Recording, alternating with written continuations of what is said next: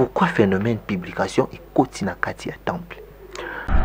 Ce que nous commis à niveau à ça, là, rapport sexuel, on ne peut pas désacraliser les sacrés. Jamais na kati ya temple comme ça non muto tikala mutakala et bandi ndengeni. Déjà ça li rapport sexuel. Mais fallait bantité ba frapper. Ceux qui va frapper c'est gaza ventilé. Premièrement yo moko fingami dédé okozwa sort. Donc par là maître a publié jeune fille wana azana sort na.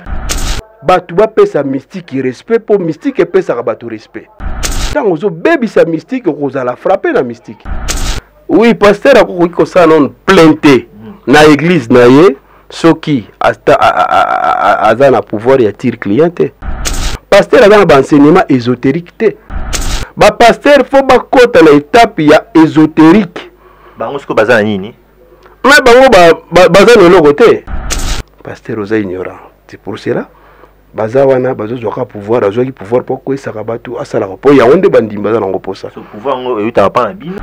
Et bango pouvoir wana kombo Yesu muto sala muto pa ko. Prière te muto sala muto azwa. Le commis président a commis ko manipuler na ba chef coutumier na ba sali nzambe soi disant ba o bazana ka tsamboka wana. Ko biso peuple souffrance ya raté et mais na mystique ezape na bongote. Il suffit olongola ka père. Père ezali frein et loko zong sarabatu sima. Oser vouloir se taire nde ko évoluer. Mystique etambolaka na matériel, parfum, chulai, asan et puis na magie nango nde muto tamusango incantation na rite. Ce que ezali mélanger nde pesaka force nango. Ba pouvoir ba force étrangère eza bien. Force na moko pe eza susu bien. Mingi ya batu bazo régner mais bazo oumelate. Pourquoi bazo oumelate? Parce que force étrangère ils ont même comme locataire dans le monde invisible. Tu peux ça conseil na batu nyonso na bazo linga baya parce que les lotés te bandi. Tu aider batu par-ci par-là en tout cas bango nyonso ba témoignage ezale. Et puis ozali kodia. Eza kodia. Tumbolango. Kodia yango yo. Kodia. Kodia oyo. Kodia oto yo kaka kodia. Kodia ezali meilleur fox ya comex. En tout cas, aux na boutique na yo, aux na magasin na yo. Ezana le côté la carte ya bomona. Azali code ya pas azali le coller. Azana le côté. Oko fula. Na fula. OK. Fidèle internet. Bino mo bozo mona. Mbongo. Donc, ezaki ne le côté. Mais sikoyo mbongo ebimi na kati. Donc eloko ndenge eza boso mutu mo pa benga za na besoin nango ekende par exemple États-Unis oui, na facilité oui ekokende to sali ba cérémonie nango awa et puis to tindeli e komi pe kune bando sa musala nango. Da mbongo ndeza ba rolia na bango ngo. Na bimisi yango pona lakisa bato koma biloko oyo e fonctionnera. Ce que tozu eta porte-monnaie akobimisa pe ka mbongo. Exemple yo linge bimisela ka chaque jour $100. Yo moni $100 mokie lelo zongo mais ce que sali un mois comme même na combien? Abonnez-vous gratuitement sur votre chaîne YouTube congodialogue.com. Abonnez-vous gratuitement sur votre chaîne YouTube congodialogue.com. Ya Congo Dialogue photo solaka congodialogue.com. balobi yo nanga photo solo la Soko ozali congolais ya solo et sengeli otala bobele Congo Dialogue. Donc on a awa ba émission kitoko ya émission ya culture kitoko pona mboka na biso. Magamba bofra na ba Congo Dialogue donc blague était donc vous s'abonner na Congo Dialogue. Quand on parle de Congo, on voit directement les solos. Quand on parle de les solos, on voit la dame.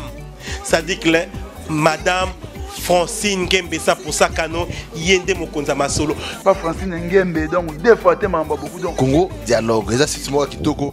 Salut, bonjour, bonsoir. Ça dépend de ROZ Libaku Yakolanda Bisso. C'est toujours moi, votre Star Lilima, autrement dit, garçon capable, l'homme le plus difficile à gérer. Kandina Bebo Mensanango, donc cette fois-ci, Toza Kaka toujours. Merci Nandenge Bozui, Libaku Yakolanda Bisso, na kati ya chaîne Okitoko Congo Dialogue. Congo Dialogue, chaîne ya Batu, ya Maman Francine Ngembe. Merci, na confiance, na fidélité. Ozo continue toujours. Copé ça, na Starly Lima. Comme d'habitude, quand vous habitez. Starly Lima bimara vraiment pas en pambaté. Starly Lima soga bimi, c'est que ça en actualité, ça en événement. Où est-ce que c'est passé? Dans ça, lelo, n'a kutana maître mon en 5 traits. Donc yoka na kombo ancien trait to luka to yeba pourquoi ancien trait zanani asalaka nini. Bonjour ancien trait. Oui, bonjour papa journaliste. Merci na ndenge ya mbinga na plateau na ya kitoko. Merci ancien trait. Pourquoi non ancien trait? Oui, ancien trait ezali kombo nazaki nango baptisé tant nazaki na école ya mystique. Donc na kati école ya mystique nde bapesa nga kombo wana. Donc ozui kombo wana na kati ya école ozaki nango mystique. Baimboka ba Hollanda, est-ce que bando bani ba makambo c'est ça il a combien de temps?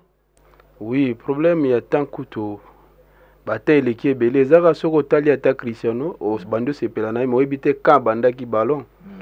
Ndenge moko na ngai ba réalisation nazopesa pa ya batu batu pe ba mituna ko bandaki ka.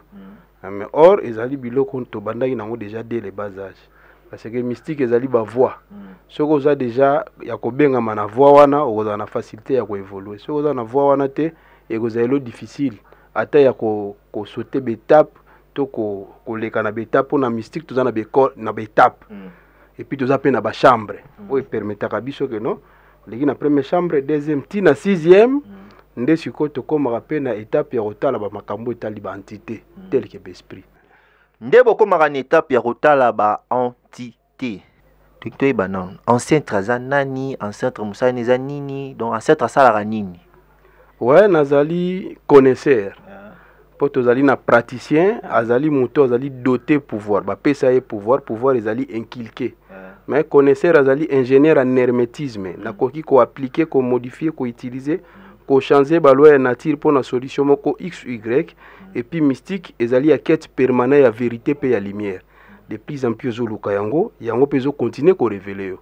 Donc ancêtre ezali kombo na zwaki tant on a lekaki na étape ya baptême na ba dimension ongai na banda ko lakisa na kati ya école wana. Ancêtre est-ce que tu habité yo pe ozakaka ba maître spirituel to zanganga to zanani?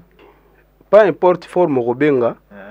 Mais ba kobenga mutunganga nganga déjà tozana banganga nzambe pe bazali. Ba sens ndezo kende mabe c'est pour cela bat bakomo kokima yango mais nazali maître. Maître ezali oya maîtriser domaine oya zo sala. Sacrifice ezali na mystique premièrement sacrifice esengamaka. Sacrifice ezali ce que tozui ba entité mo babenga ngo ba onde na ba ondine bazali ba entité elimado ba esprit ya mai ba mami watato batati wata. Baza esprit o soko sali relation na ye akoyebisa yo ke non kolia ka poisson dorate te. Poisson dorate azali mbisi moko za na kati ya mai. Soko lia yango bebisi bikila pa na. Or respect ya pacte wana eza déjà sacrifice. Donc ça dit que sacrifice ndenge batu bazwela yango eza pena bongo te. Effort nyonso ko sala eza peka sacrifice. Donc mutunde avant ya na mystique, première chose eza nivellement de conscience. La réforme du système éducatif ayeba ngia sala nini parce que na mystique ezali ko oser vouloir na cette terre. Par rapport ya ba dimension oyo zoluka. Eza mutu mususu ayeko luka exemple kisi ya mbongo. Mais ayebisi mettre na na mbongo te ya kosomba matériel mais ata mukongo nanga. Ozomona, ça dit que yo moko traitana no sengi eloko te mais déjà dans eloko wazolinga apesa. Siko tango otuna ke no mettre sacrifice au monde. C'est tout ça ya to yambaka bakamu susu mutu yemoko. Azo yipso déjà que no mettre nga na lingi boy. Mais na mystique eza pe na bongo te. Il suffit olongola kaka père. Père ezali frein et loko zong saka batu sima. Oser vouloir se taire nde ko évoluer. Quand des maîtres otikoloba na ce éviter par rapport yo pe ningo sela ka ya arrive pe wo yebi travail mususu po bat bon banga misu ba mangam na bino mo na so ayi o singanga mutu. Plus au bat bon banga pe na ce éviter par rapport pe ya religion oyo salaka. Et singa bongo. Oui, mutu ezali na ba dimension pe za na ba degré par rapport ya ba premièrement ce qui mutu ayelinga que non aza malade. Ye moko déjà ye malade comment ba osenge so mutu. Ce qui mutu aye na ka ya amour. Ba osenge mutu ndenge nini? Non. Mystique etambolaka na matériel, parfum, chulai, encens et puis na magie nango nde mutu etambusa ngo incantation na rite. Ce que ezali mélanger nde pesaka force nango. Alors tango epesi force nango zuba réalisation mais sadaka ezanga te. Ata na Bible Nzamba azotinda Abraham asala sacrifice mais alakisaki ye nyama. Et puis Nzamba azotinda Moïse atumba ba asa na hôtel. Biloko nyonso wana ezalaka pa na biso te. Batu nde baza ba ignorant balingi kotanga livre à la lettre sans pourtant asonde ba écriture. Nyonso biso to salaka biso te to bandiango.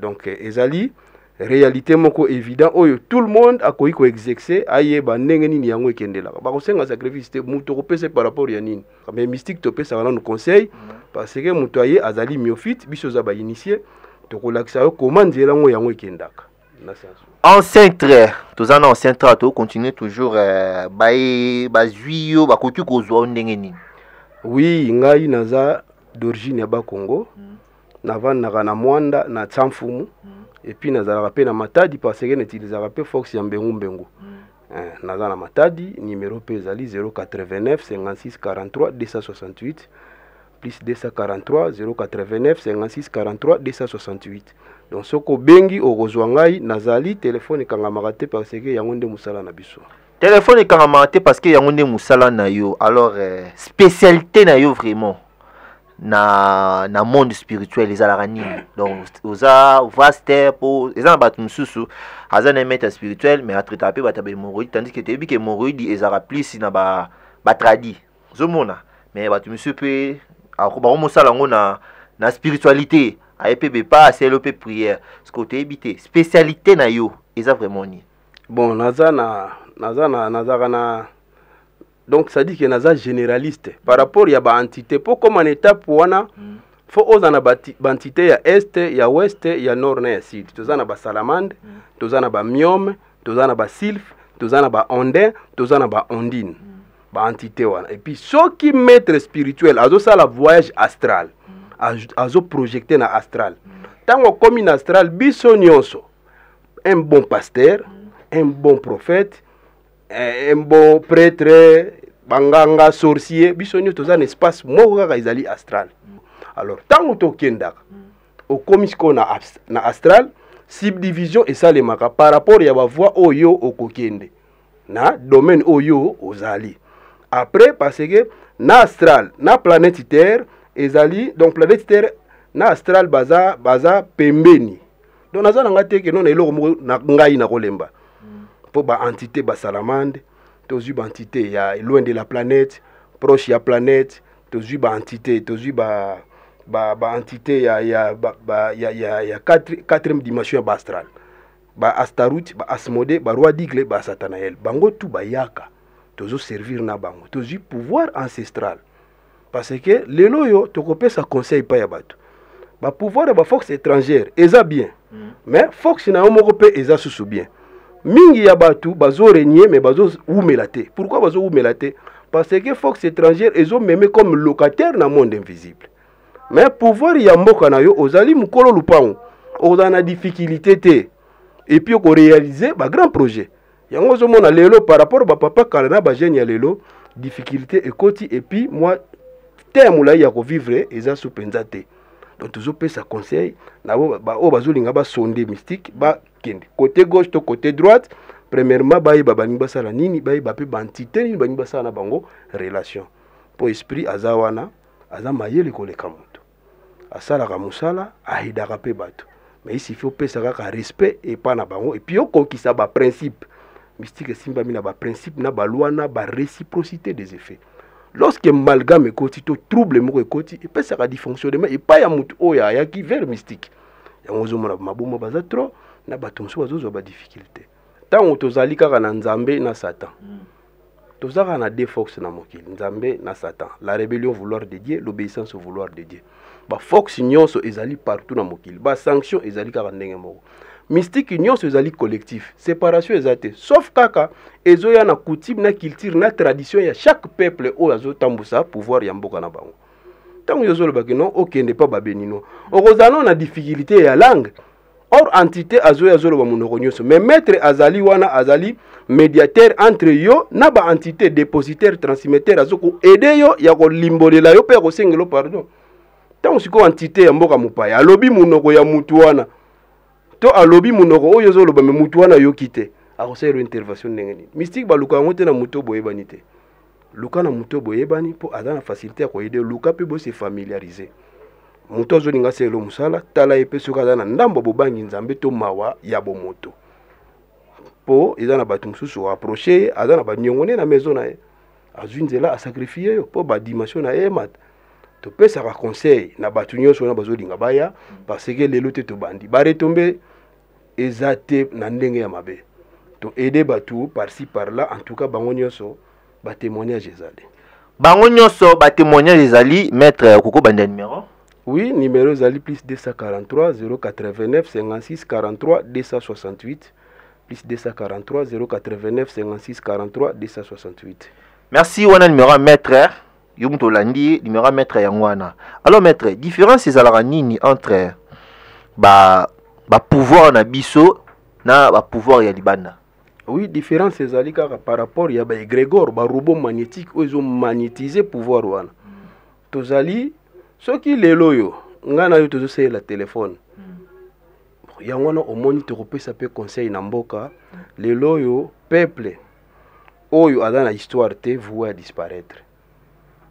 Lelo mboka na biso babeteli biso masolo ya bato mususu ya ba Christophe Colomb à découvrir l'Amérique aux alaki yete muto liboso komangi na mboka wana bazwi biso ba eko kosa biso ezaki vrai message ba pesa biso poto za l'éveiller bakoko na biso bazo sala ba pierre taillée ba pierre polaire ba biloko tout wana basala ki yango na époque parce que bazaki na à contact et en communion avec bantité lelo biso toye to qualifier bantité na biso ezali sorcellerie nde tozwi mutu moko azali aza mundele aza pembe to comme si nzambe na biso omoni nyonso wana ezali ja difficulté alors mboka pe ko tambola na malédiction de lo biso zo sibir yango ezo senga mutu asala retour à l'authenticité premièrement ya conscience ayi banano azanani parce que ceux tozui ba téléphone ba koko na biso no sa déjà communication kala e bembeza na mboka lettre écrite mais bato mboka bayebi déjà que bozana ebembe ezali télépathie, transmission de la volonté par la moyen de la pensée et engendrer téléphone, communication entre deux personnes à distance. Tozu ba télévision. Ezali ja biloko oyo bakoko bazotala na mai. Télévision ezali voir à distance. To perdre ba pouvoir oyo ya ba génie oyo bakoki kopesa biso tant tozo sa ba voyage astral ba génie bazo lakisa biso tozo rendre biloko. Ezo uta na invisibilité, tozo rendre ngo physique visible, to matérialiser yango pe permettre mboke kende liboso.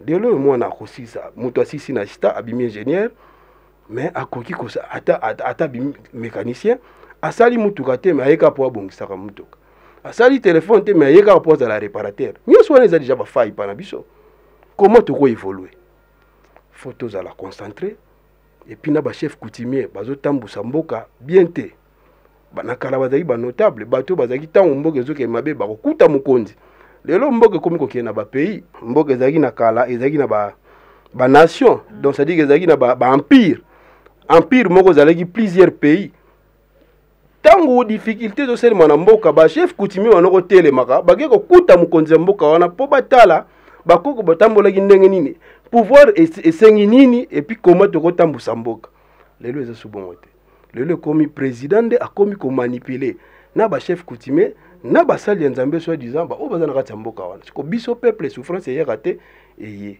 tozo pesa nango pe conseil pa ya bato pour réveil wana et enfin que to bandenga kotambola ngana za wana nazana ba pouvoir nyonso ezala côté ya magie ezala côté pouvoir ya bokoko parce que o tozana kodia tozana mpungu tozana nzimbu tozana mbambu otolo ba kodia mpungu me bat ba mona ngoti na ite so kokotele otombola expliquer batu eloko ne eloko na musana ngo o ezali babenga ngo ba objet cérémonial premièrement bimakate scapillaire objet cérémonial ezalaka na kati ya temple soki toyena ngo awa parce que ngana uti ba Congo kini toyoka ngo na basango mabe esengena ata mwana ba pouvoir nyonso pona zala pe sécuriser na fox ya bantité et puis o ezali kodia eza kodia tombola ngo kodia yango yo kodia oyo kodia oto yo kaka kodia kodia ezali meilleur fox ya comex en tout cas ozana boutique na yo ozana magasin na yo ozana ba activité nyonso yango po ata na kalezaki bongo chaque famille bazali na kodia ata bozana bilanga ata boza côté ya pêche ezali meilleur fox ya comex oyo banoko sala kino makambu ya bato nyonso kende liboso et puis ba respect na ba principe ezalaki lelo kodia ba dénaturer yango kodia comme senga makila na kalezaki bongo te mais lelo yo po mutema mabe ye mutu alingi siko égoïsme koti po aider sous famille akomi na difficulté c'est pour cela ba fox to dénaturer mais surtout zongi ndesko facilité ezala oyo mpe ezaka bakodia toza na kodia toza na mpungu toza na nzimbu toza na mbambu mosusu yeyo oyo azali moko na kati ya kodia mpe azali lokole oyo babetaka soki problème ezwami na mboka donc oyo ezali moko na kati ya lokole soki problème eza na mboka babetaka bongo babengango lukovi donc bemaka kuwa lukovi zabaka mambu mekubwa alors ngunza kazaka manga pamba ko vokazaka mene tombe kamwene elakisi nini elakisi soki ngunza to oyo azali puissant abandi kotuntuka seke likambo kwei na mboka lelo tozolakisa ye kodia ezana eloko te na kati ya bomona azali kodia mpe azali lokole aza na eloko te mais tolingi topesa alingi alakisa biso koma ye afonctionnaka mbala mosusu eza na bato na bamikili ya poto to baparci parla akozala na besoin ya eloko oyo mpo ebana koede ye ndenge aza boye baentité oyo bazosala bagénie bakoki kotambola mpe na mokili wana tocomprendre lisusu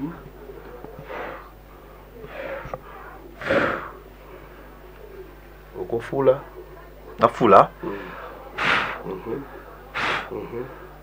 ok soki totie boye okozwa nazwa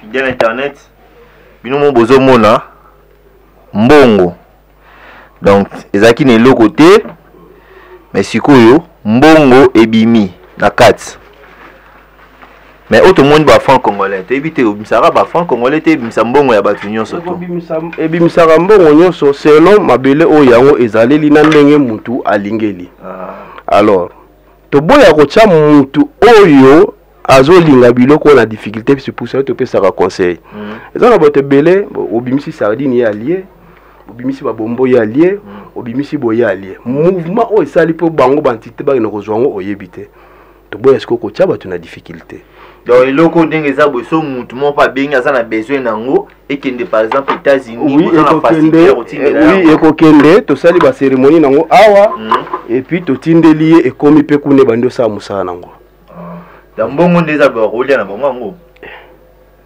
nabimisi yango mpona lakisa bato koma biloko oyo efonctionnaka parce que pouvoir na biso bato ebele bakritike yango ata lelo soki tobimi nga na toluki place moko kaka moto aza na boutique azoteka tokenda kozonga kaka todepose wana tolobi tokende na biso ntango tokozonga okomona défilé ya bato tobimi na biso sikoyo toke toyebisika apapa totikeli eloko parce que ye mpe mbala mosusu aza na besoin amona bien que bato bakoya kosomba mbongo wana ekosala eloko te mais tolakisaka kaka koma efonctionnaka puis koma fox nango ezali na mystique ezali kosimba kaka nde baprincipe soki principe eza respecté okovivre longtemps te natikeli yo yango merci merci otikeli nga oyo eza kobomisa ngai merci condition eza nini mpona kozwa kodia bon condition ya liboso kodia ezali pouvoir oyo euti pa na biso lelo te euti pa ya bakoko na biso po lelo tosala yango tolandaka lokolo ya bakoko mpe tolinga komodifie te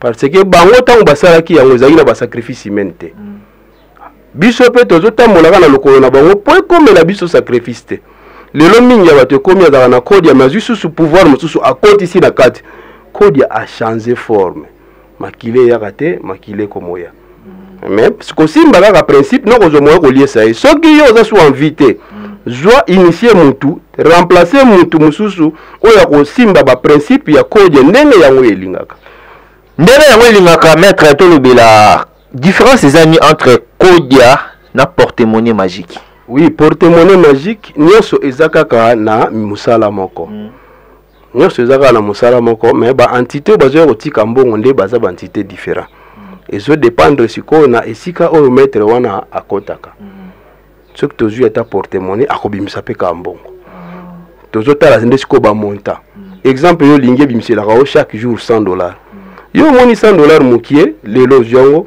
mais soki esali un mois ekomemi na combien ntango yo ezobimaka 100 ozoliaka tokopesa nango mpe bato conseil mpo mingi bazoyeba comment te fonctionner yango moni mingi basimbi yango ba baby fonctionnement na ngeza ndenge fonctionnement ya porte monnaie oui donc ya liboso tant ozo bimisa $100 ne chaque jour un mois et pesi na un mois déjà tu as $3000 so itoke na ina ne passé par exemple aux yango 6 mois et parfois aux yango 5 ans 3 ans calculer ba montagne nyonso wana soki oliaka $20 obombaka 80 na 1 mois to na 6 mois yeba ko réaliser grand projet mais soko sili saka nyonso na bar yeba okosala eloko te tango ekokoma kosenga yo to e rappeler montagne ya pesi yo nde okokoma kosutuka.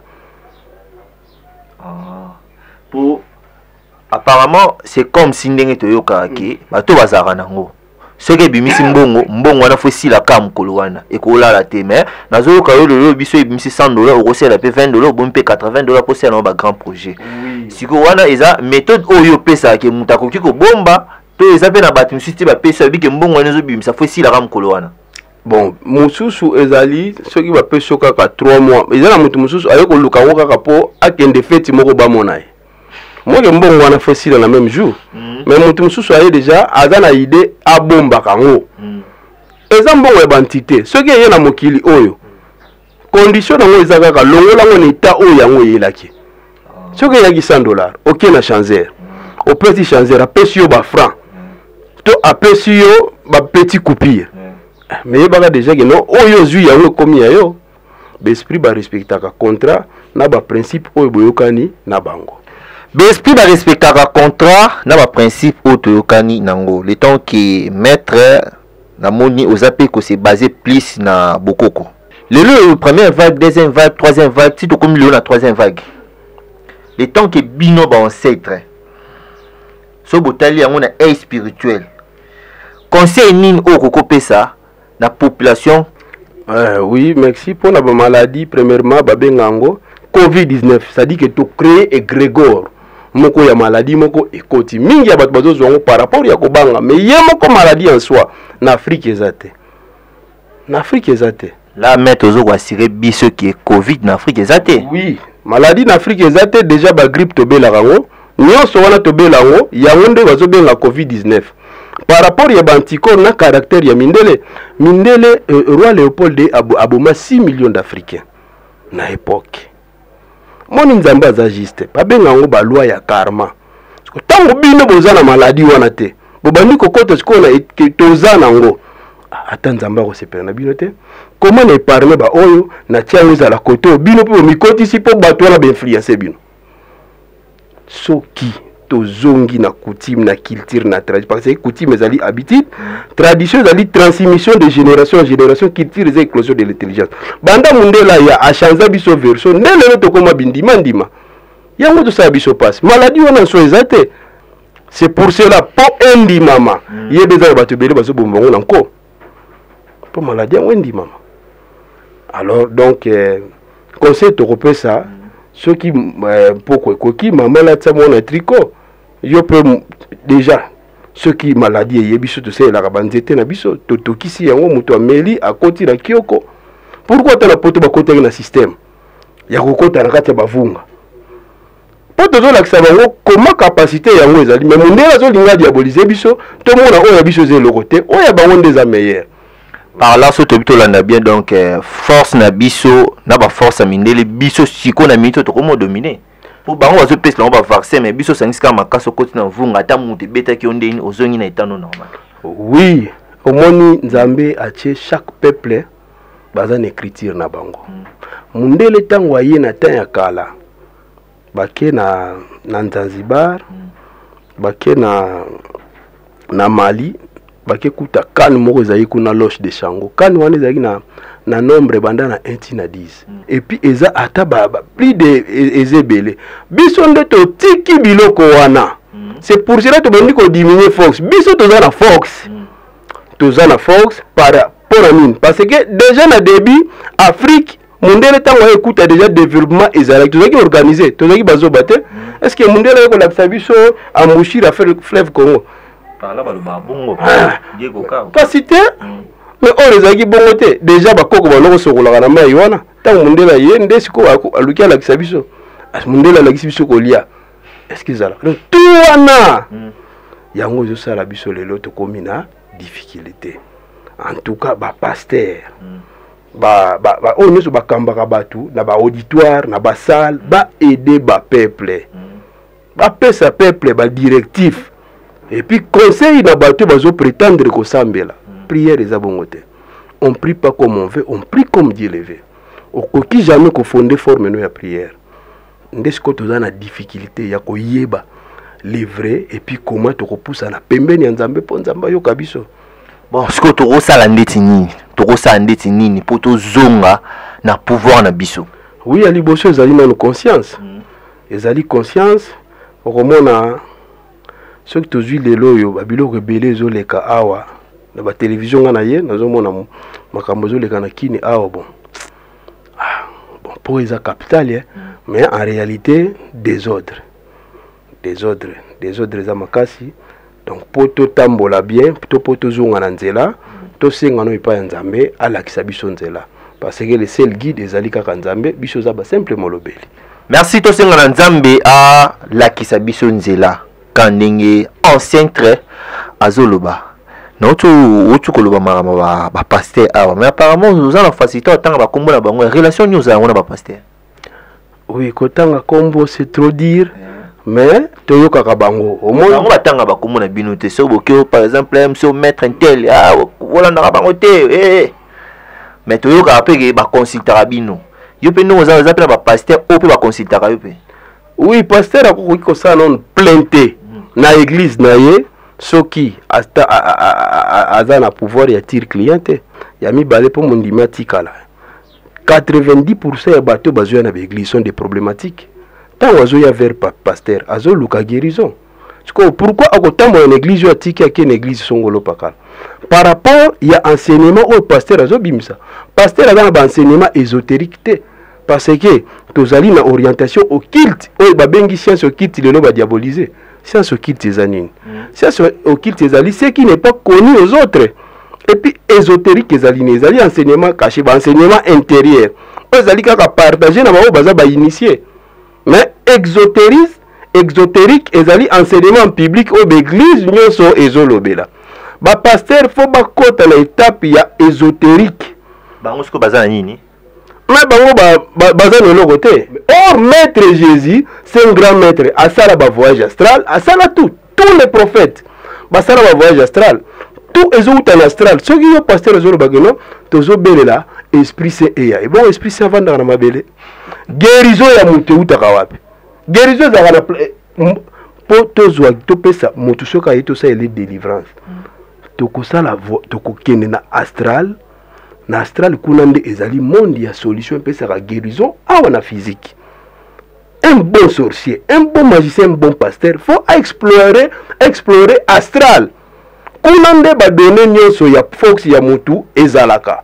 Lelo biso tozomona déjà que nos voyage astral te pasteur oza ignorant. C'est pour cela bazawana bazozwaka pouvoir azwaki pouvoir pour ko esaka batu asala ko ya onde bandimba za nango posa ce pouvoir ngo euta pa na bino mais pouvoir on ezali ba pouvoir caché eza ba pouvoir caché akobela ka kombo ya espoir ya compagnie eloko mais apparemment eza bongo te na pouvoir wana kombo ya Yesu e dérangeaka nango te e bongo pouvoir wana kombo ya Yesu mutu sala mutu po akoya wana ko koisa mutu na kombo soso na koisa mutu na kombo libata ezali pouvoir ya ba entité.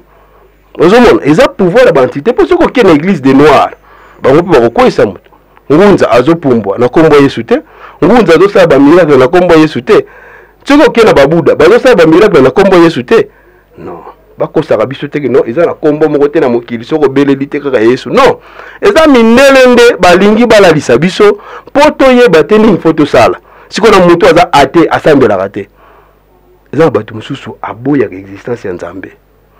Nzamba apesi ye bonheur, apesi pe vie. 50 pe 100 ans. Tu que lobeli Nzambe nini? Parce que tu as la loi ya destin. Bazali. Tu as la loi ya destin. Nzambe pa apesi ye, Nzambe na mutu muso sambela Nzambe apesi ye te. Hein, prière te mutu sala ka mutu azwa. Mais destin.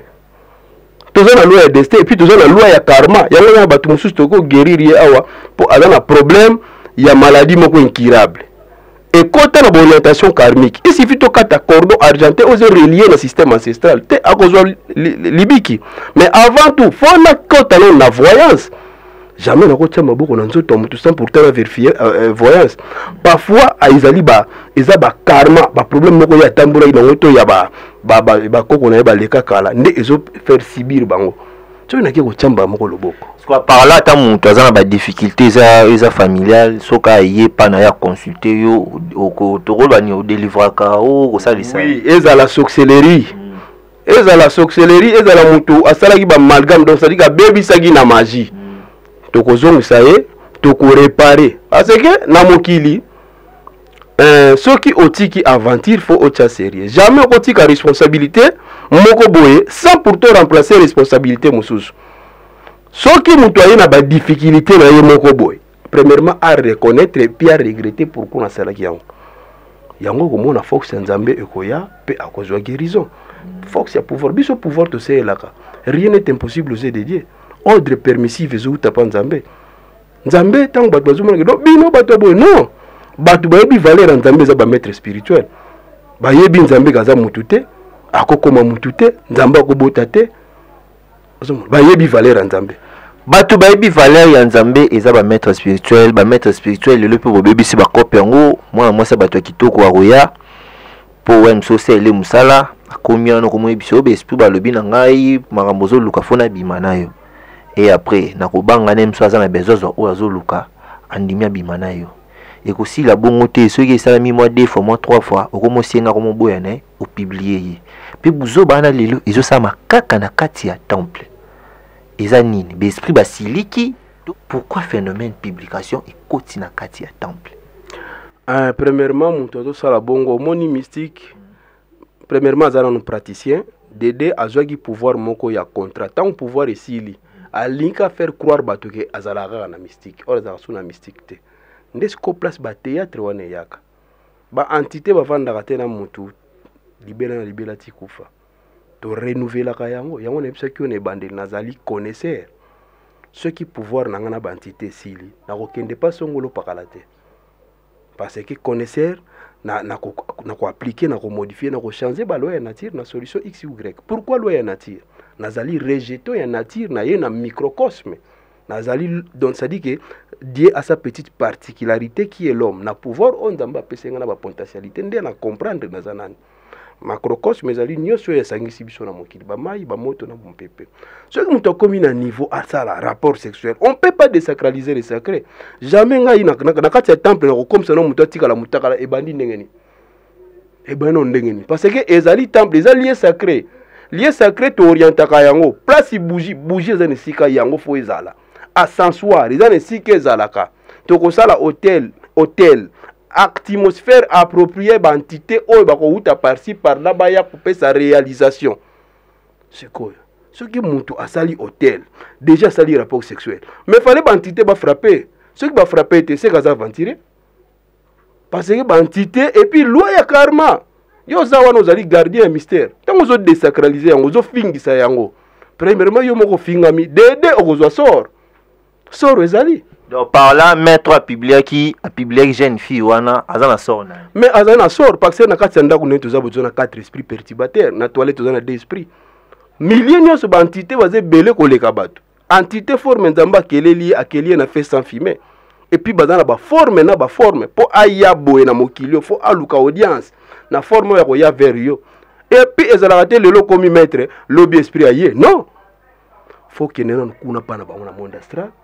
Wana o mesani pa na bango be yepe ko ya pa na bino wana dede ceux qui nan ozana doué te na 6e degré obandi ko benga esprit akozala kuna azoloba kozoyo kaka na cc ti tango zo mesana ka azopusana ka malembe ti akoya ko koma geno akomi neti kambaradi na yo esprit azate ndenge tozo kanisela en tout cas batu ba pesa mystique respect pour mystique pesa ka batu respect. Tant que baby sa mystique, on a la frapper la mystique. Tu peux si na batu conseil et puis on nous a la poussa ko benga abenga. Kolobananga kaka ezo la kisana zanani. Nenge moko pe pa bantité lorsque zo benga e ozo eba nanani ozana ba faire. D'où oko baby sa te. bon bato baza na ba problème bato baza na ba difficulté okoyisa ngoni parce que tokomi na biso na suka. Oui, bato baza na difficulté ba misusu confiance ici là misusu bazwa ba déception donc toza na place il faut ezali vrai ezanga raté place vrai ezali faux ezanga raté donc tant yo bandi kolemba na place wana nde siko libiki no ningeyela du pona ko lobby na yo soki nano kati ebalete ko loba benga ndote faut ko sala effort po lobby na yo zala moto longola nan ko banga po base ya liboso ko bangelo ya mibale tuna ba question oya ko benga na to ko sola ne apesi ngelo ko temena ko sola na ye. Oui, numéro zali plus 243 089 56 43 268 plus 243 089 56 43 268 na sepeli mingi ndongo ya binga na plateau na yo. En tout cas jour yo po koyaka na ba Congo tokozana tokosana na émission na mbengu oye ba grandeur ya mai na fox ya kotaka kuna aseka sala quadripolarité akoma fox moko tango bengi etikota kizali tokosana pe na émission mususu na mwanda omona babengangi masuwa midi fox moko na ko bimaka soki bimi écouter na yo okozala suste mais banda ba chef coutumier ba ancêtre ba koko bavanda ba repousser pour fox wana ba dégâts ya bongo sele makasuste or biloko nyonso to tambola to collaborer na bango po muto azaka na besoin ya solution pas n'importe forme yo kokende ye azozela ka réalisation solution na ye du forme na kokende tali yote mais yo zela libiki pe kozwa libiki soki lelo ye komona teke no lelo ye lobi okobeba te tozana bato mususu tosena bango ba 10 ans tosena bango ba 5 ans to comme ba père spirituel et puis ba conseiller na bango na ba misala na bango. Maître Wandia ce numéro plus 243 089 56 43 268 plus 243 089 56 43 268. Merci ezaki bongo ancien frère auto ya makili lelo na kati ya plateau na biso. Vous comprenez que plateau Congo Dialogue eza nango ya kofungwa mana mutu nyonso to alingi oleka ozala pasteur ozala politicien mutu tu o alingi aleka na émission oyo numéro eza wana bengaka ba numéro eza wana tokoyamba yo okoleka na kati na émission nakoki koclôturer émission te sans kopesa merci na mutu oyo azalaki na sima caméra Rémi Bobwa moto na libandi pe merci na Kevin Beton Steve Kambanga papa Jésus Boloa merci na maman Francine Ngembe na opportunité na confiance aux opesa Starly to continuer comme ça là. Maître Abi aza dispo. Eza na question, eza na nini o lingo benga. Bo contacter maître yo mto za na ba problème nyo surtout oyo za na oyo moko yebi. Yo pe mutu baskoka, yo pe mutu basala soki nini. Numéro maître eza wana bino watu confiance ici là. Ato lo ba eza simple longola ka kubanga. Okosola na maître ye moko akorienter ndenge ni okosala. Ozala partout esika tout ozali. Na nord na sud na est partout ozali. Contacter maître. Merci bozalana na OP bozibiso lelo. N'oubliez surtout pas ya ko commenter émission, ya ko partager pe bo s'abonner. Abonnez-vous gratuitement sur votre chaîne YouTube. congodialogue.com. Abonnez-vous gratuitement sur votre chaîne YouTube. congodialogue.com. Ya Congo Dialogue photo solaka. congodialogue.com.